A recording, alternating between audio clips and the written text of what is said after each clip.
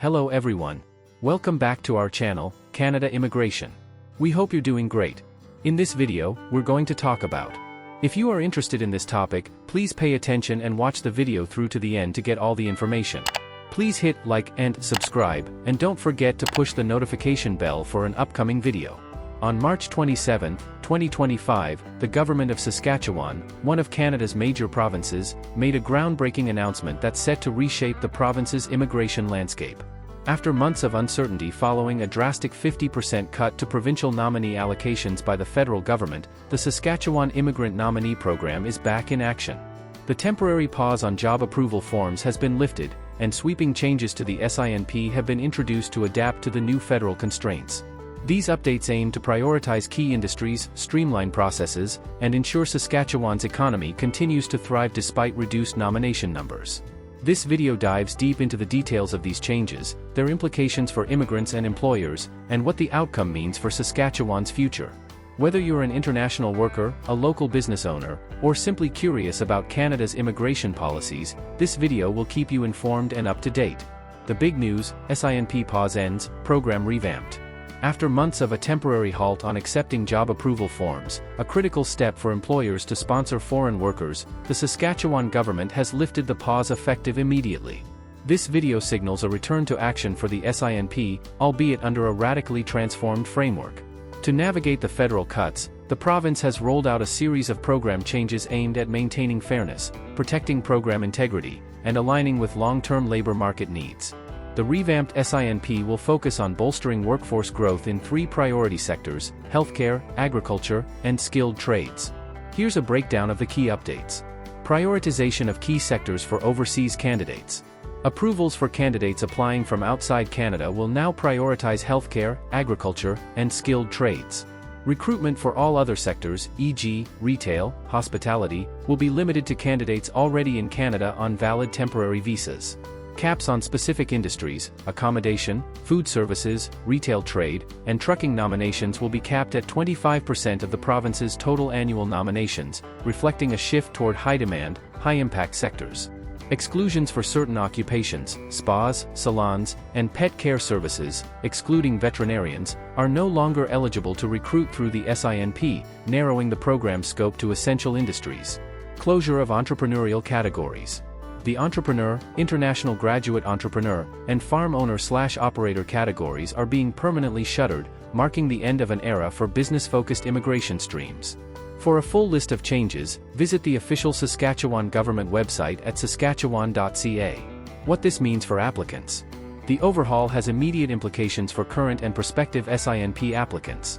Notably, applications under the Saskatchewan Express Entry and Occupations in Demand subcategories that lack a Saskatchewan-based job offer will be returned. Affected candidates must contact the SINP directly to request a refund of their application fees. For those navigating the process, the government has provided clear channels for support. Email: immigration@gov.sk.ca. Phone: 1-833-613-0485. These changes underscore a shift toward a more selective, employer-driven immigration system. If you're an overseas applicant without a job offer in healthcare, agriculture, or skilled trades, your path to Saskatchewan just got narrower. Conversely, temporary residents already in Canada may find new opportunities to secure permanent residency. How to navigate the new SINP, tips for applicants and employers. For those affected by the changes, preparation is key. Here's how to stay ahead. For applicants, if you're overseas, target jobs in healthcare, agriculture, or skilled trades to boost your chances. If you're already in Canada on a temporary visa, leverage your status, and employers in non-priority sectors can still sponsor you. Check your application status with the SINP and act quickly if your file is at risk of being returned. For employers, focus recruitment efforts on temporary residents for non-priority sectors. Explore training programs to upskill local workers, reducing reliance on international hires. Stay updated on nomination caps to avoid delays. Looking ahead, Saskatchewan's immigration future. The end of the SINP pause and the program's transformation mark a pivotal moment for Saskatchewan.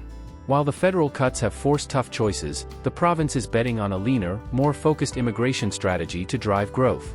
Whether this gamble pays off will depend on execution and how well businesses and workers adapt to the new reality. As Canada's immigration landscape evolves, Saskatchewan's story could set a precedent for other provinces grappling with similar challenges. Why the SINP matters to Saskatchewan.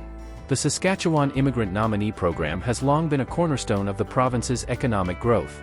Designed to address labor shortages by nominating skilled workers for permanent residency, the SINP accounts for over 90% of Saskatchewan's economic immigration.